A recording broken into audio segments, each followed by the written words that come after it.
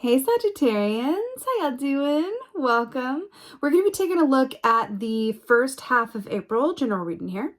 So in the meditation, I immediately saw a grasshopper, but the grasshopper was in a very dark room where there was no light. And so because of that, it was just in darkness, it just stayed completely still.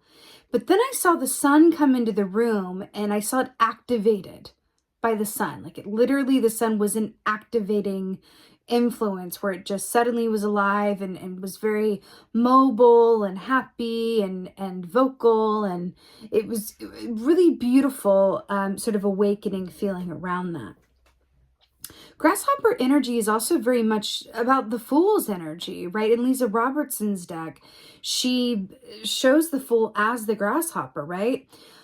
Part of the reasoning behind that, and part of what I feel like is pertinent for y'all, is that grasshoppers can only move in one direction. They can only go forward. Can't go backwards, can't go to the side. It's about moving forward in only one direction without taking any back steps or side steps or loop-de-loos or roundabouts. It's about moving forward. Also in the meditation, I saw this grasshopper. It's really interesting, sort of jump and fly. And then I saw like a photo being taken of it suspended like mid-jump and mid-air. And then I saw the photo, like after it was taken, it was black and white. And it said like, you know, time flies, as in like, this is a time to be remembered. I want to take that literally.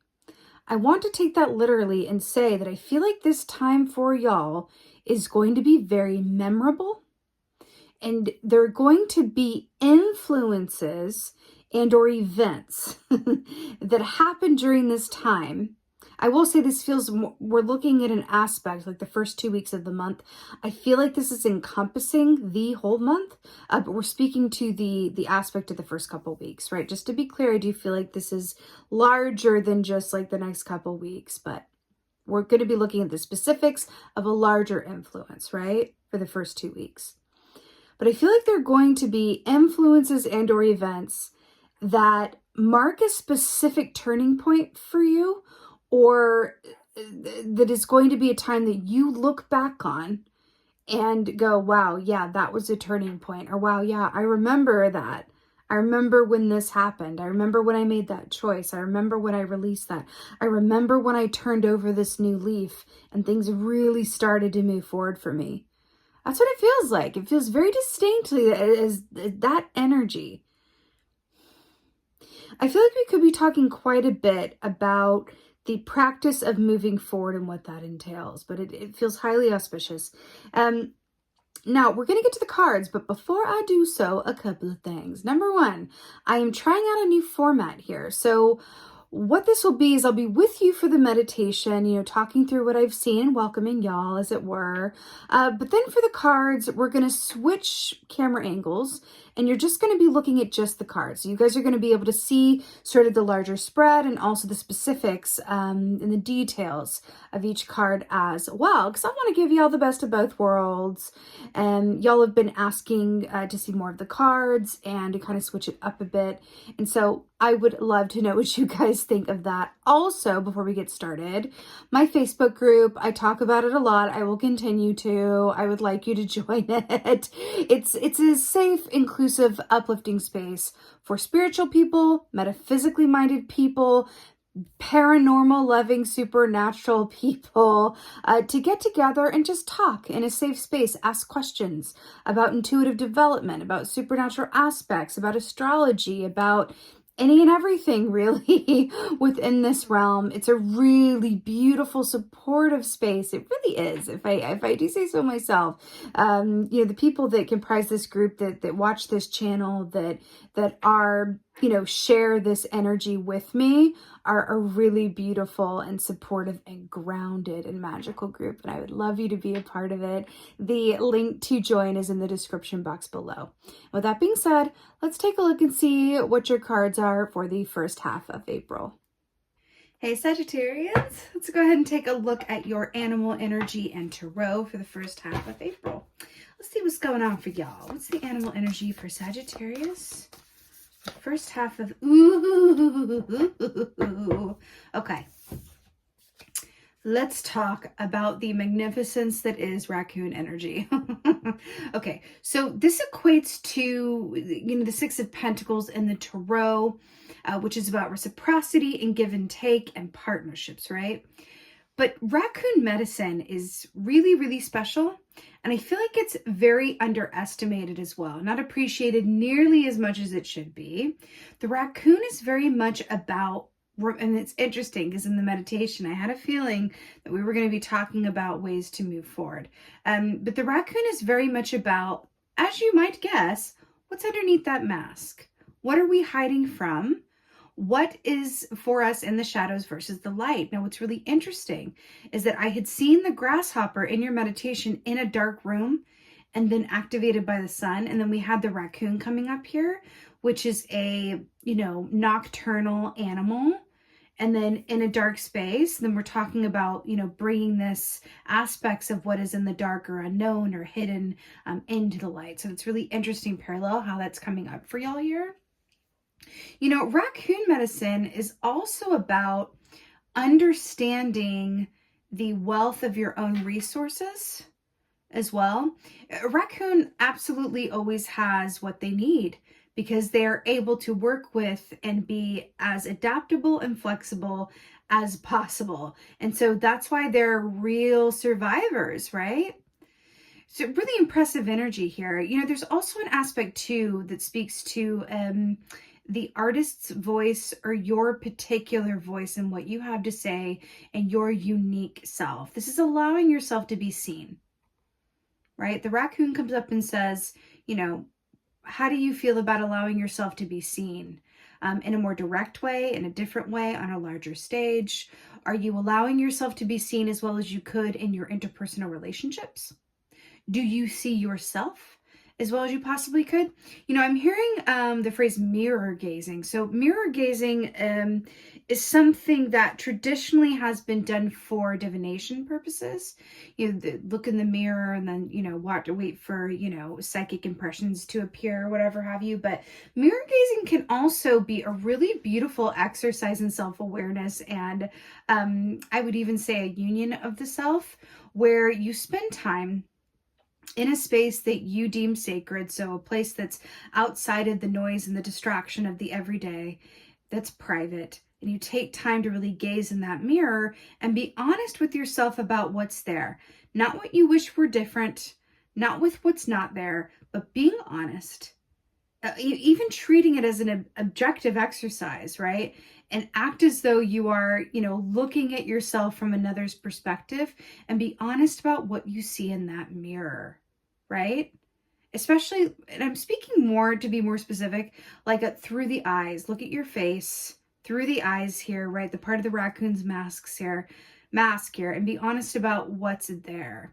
It can be a very revealing exercise, right? Because if eyes are the windows to the soul, which indeed, of course, they are, you can tell a lot by just looking yourself in your own eyes in the mirror and having reflected back to you, not only what is, there for you privately and you allow yourself to see, but also how much you let others see, right? Of what is you. There's something very vulnerable about looking in the mirror, or there can be, right? Depending on what mask you are or not wearing, right? How much makeup do you have on? Which, no shade, I love my makeups, but how much makeup do you have on? Does that serve to cover something or reveal something? What the masks that we wear and why we wear them and how to reveal what's underneath them in a way that feels not just organic, but empowering, right? And we're talking about the grasshopper moving forward and being activated by being in the light. Interesting indeed. Let's see what's going on, Sagittarius. Let's see what's going on. What's going on? Oh, indeed. Oh my God. Look, at the bottom is the high priestess. She's looking in a mirror, y'all. Look at that. Looking in a mirror. Okay, so we got the lovers here, which is really perfect. So first of all, remember how I said the raccoon equates to the Six of Pentacles, and then we have the number 6 major arcana key here in the lovers, which is Gemini energy. Again, fascinating. because we're talking about night and day and give and take and back and forth and being seen versus being hid. And the Lovers is very much about inner and outer duality, right? Much like Gemini energy is, ability to straddle two worlds or see both sides of something, really both sides of everything, right? You know, Lovers is also about love-based choices, and then we're talking about looking in the mirror and being honest with yourself and how that can be an exercise in self-love and self-awareness. I feel like this is a call to really engage in some love partnership and frankness, I want to say, with and for yourself. I feel like there's also an aspect here because it's being shown to me as the Fool, the grasshopper moving forward. It's taking a look at your choices and being honest with yourself about which ones have been made from fear and which ones have been made from love. And let me let you in on a little something.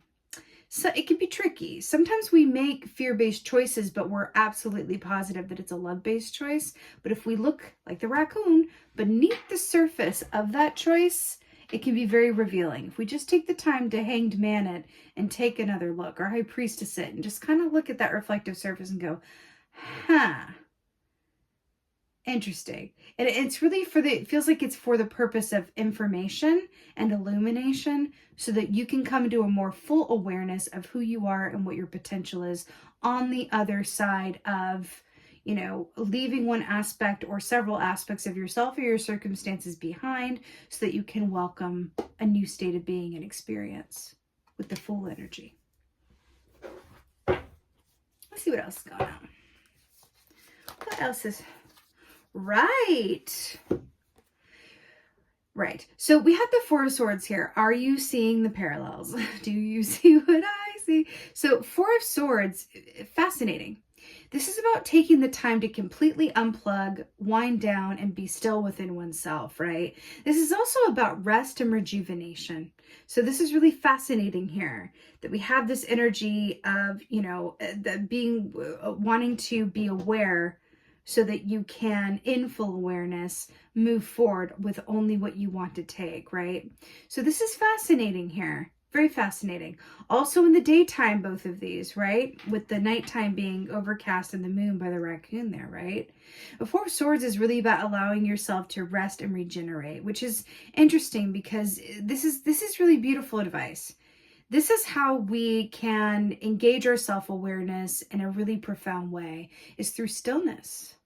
The answers lie in the stillness. Awareness comes through a still mind, right? And in this case, because remember the swords rule the realm of the mind, right? And in this case, I do feel like it's kind of a dual meaning of, you know, it's an introspection, but you're also being asked to sort of be still with and for yourself physically as well, right? You can't really look in a mirror or in a reflective surface when you're running around, right? It's about being still, right? So it's interesting here, but it feels quite active at the same time. It's like you're doing this not to just unplug and go on vacation. You're doing this so that you can get clear and get clarity really on what lies on the other side of a greater sense of self-awareness. Interestingly enough, brilliant. So we got the Seven of Pentacles here. Now this is really good. So Seven of Pentacles is very much about the seeds that you've sown, right? It's about really getting yourself set up and ready for success so that when we get to the Eight of Pentacles after this, you can just get to work.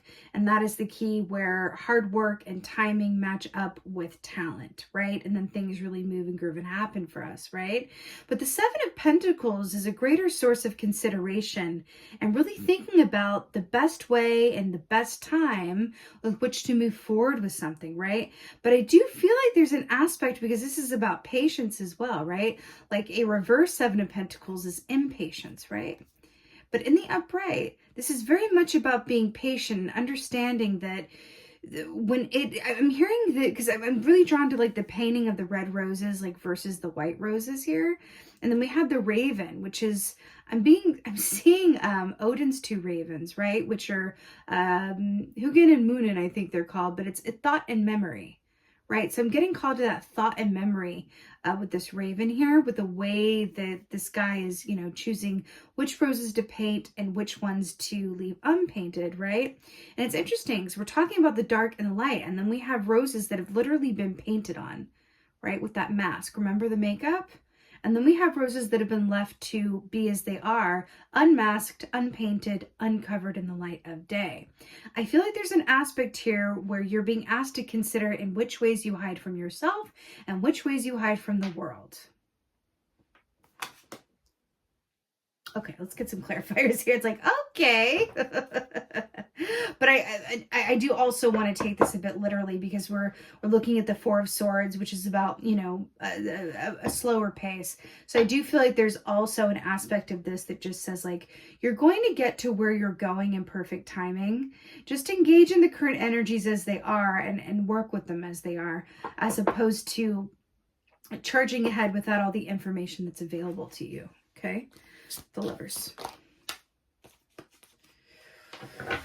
Wow, 2 sevens. Okay, this, yep, brilliant. So we have 7 of Swords here. Remember, the swords rule the realm of the mind, right? Which is interesting because I was hearing thought and memory with the raven here, with Odin's ravens. So 7 of Swords is very much about the behavior that we partake in that is not in our highest and best good. This is my self-sabotage key, right? Now, what's really interesting here, do you see this person as like hiding in the shadows, and this is all lit up, this sword, and it's like the sword of truth? Like, this is the sword of truth. This is the realizations. This is the honesty. This is the vulnerability of looking in the mirror and being honest with thyself, right? And this person is literally trying to retreat to the shadows. There's like a shadow on this curtain here, right? Doesn't this person look like they are literally avoiding the light?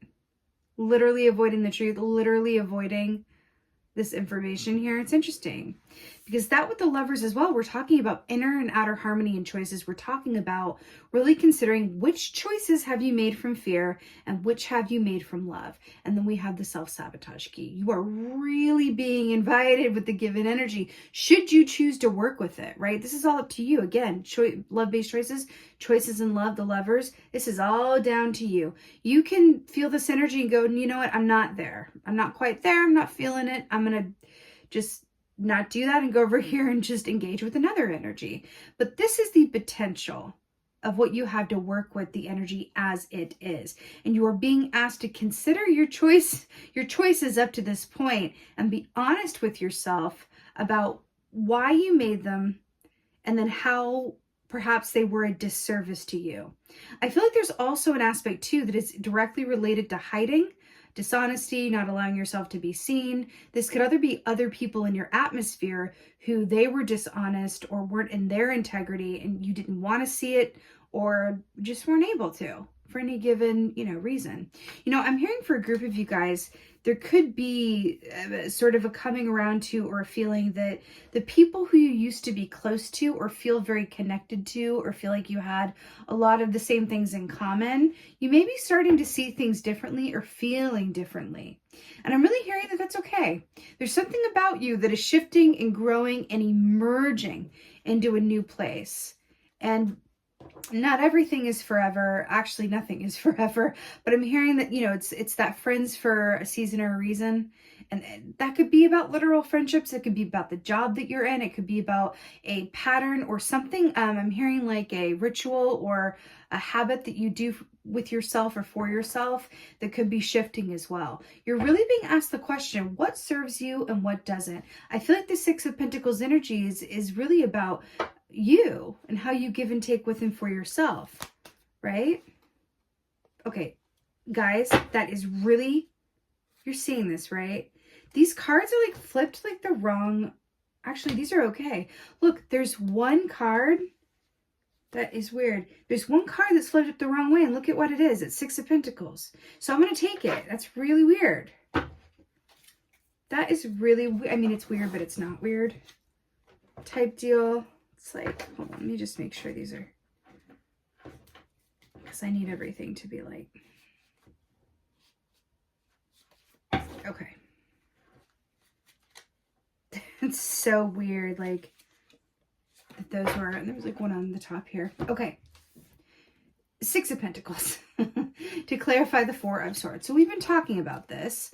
Now, what's really interesting about how this is depicted here is that, you know, this is sort of like an angel of light. This is like a divine being, right? The goddess here with these two scales. And then we've got this little person down here going, okay, please, please, please bestow upon me these gifts, right? She is a being of light. And then we have this Four of Swords here. We're talking about the shadows and the darkness, right?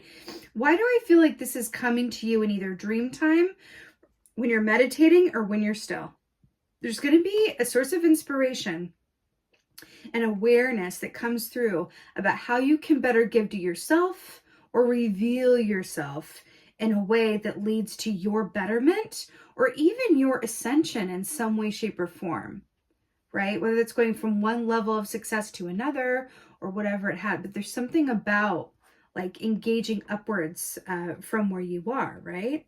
It's really, really interesting. Back to that grasshopper. The only way is forward. Now, another aspect of this Six of Pentacles, as it is depicted here, is this asks you to consider your relationship to giving and your relationship to taking. Now, absolutely no judgment. Some people are better at giving. Some people are better at taking. You're being asked to consider with this key, and especially with the Four of Swords in a still, honest way, what are you more comfortable with? Are you more comfortable with giving compliments or receiving them? Are you more comfortable with giving help or receiving it? Whichever one you answered right now, like in your own mind, you're being asked to open yourself up to the other one more. So if you're more comfortable with giving compliments, but you're not great at receiving them, you are being asked to reconsider your relationship to receiving, because there could be something cutting you off from receiving something that is due you.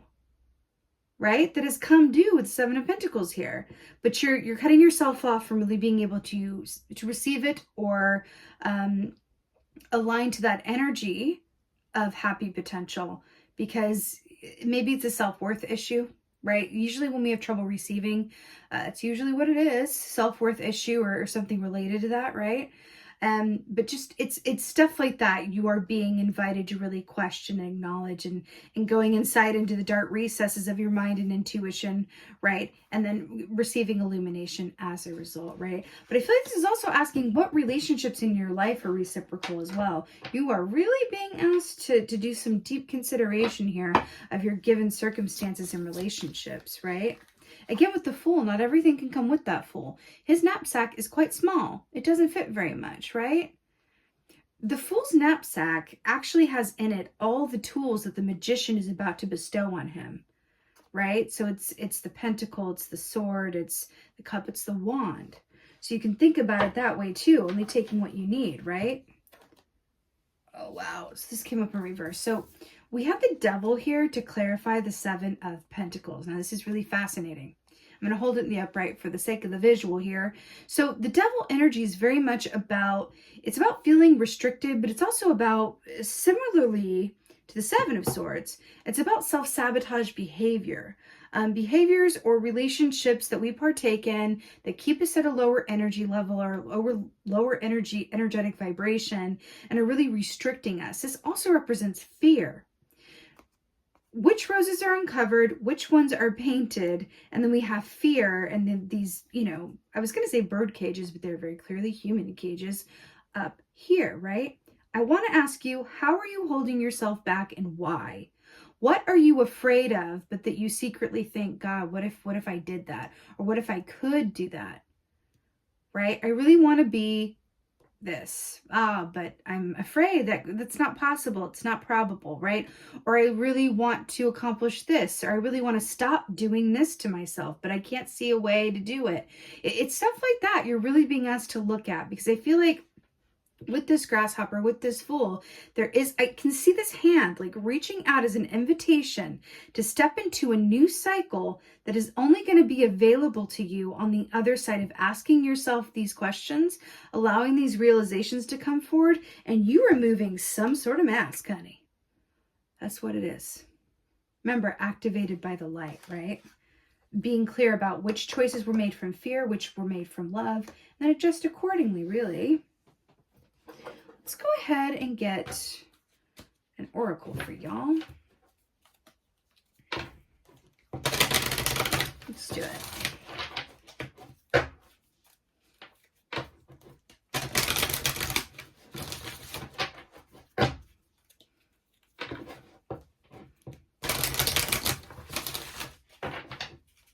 All right. Oracle for Sagittarius. What's going on? Oh, my stars. Look at this. You see that? The resting tree. Patience, stillness. Is this not literally someone like resting on a tree? And then you have this guy, the patience key by a tree. Good Lord. Okay, so also 2 plus 2 is 4 of swords. Very good. So the resting tree, patience, stillness. This is such a beautiful, beautiful key, if you can see that.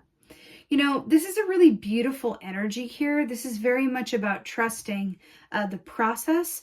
Also, do you see the darkness in these two like candles here, that like a source of illumination, right? I do feel like this is a beautiful, you know, end note of trusting the process. Didn't I say to not wish yourself somewhere else or in another timeline or whatever else? It's really about trusting that the questions that you're asking, the work that you're doing, the work that you're engaging in, whether it be self-work or otherwise, or soul purpose work or whatever have you, all of these questions, all of these tasks, all of these opportunities, right? They are happening for your highest and best good. And it's really up to you to go, okay, like I'm going to trust this process. I do have these inside wants out moments. I do have the feeling that I'm not living up to my highest and best potential because of fear, because I do this, because I don't do enough of this. So how can I just sort of tap in and tune in and be with myself in a gentle and nurturing but honest way, right? Do you see how she's this like some water here? We're talking about looking at a reflective surface. So that's really interesting, right? You're being asked to, you are being invited. I keep wanting to say, you are being invited to look clearly at your circumstances, your choices, and yourself. What are you hiding from, or in what ways are you hiding or keeping yourself small, either for the sake of others or for your own comfort levels, right? That's what you're being asked. But this is a beautiful energy to be nice to yourself. Go gently and nurture yourself whilst taking on this good work of being honest about what's inside and what's there and what you see when you look in the mirror, right? Because that will reveal much, for sure. All right, Sagittarians, I so hope that this helps and resonates. If so, please let me know in the comments below, because I really, really love reading your comments. So it would mean a lot to me to hear from you. And also, do let me know what you think about this new format. How do we feel? How do we feel about meditation with the full face at the top and then the cards that you're able to see the detail in the pictures a little bit better? Please let me know in the comments how that is sitting with you. I want to hear from y'all. And with that being said, just thank you. Thank you, thank you, thank you. Please like, share, and subscribe. I would love that. And thank you so much, as always, for being here. And most of all, thank you for being you. And be well. Until next time.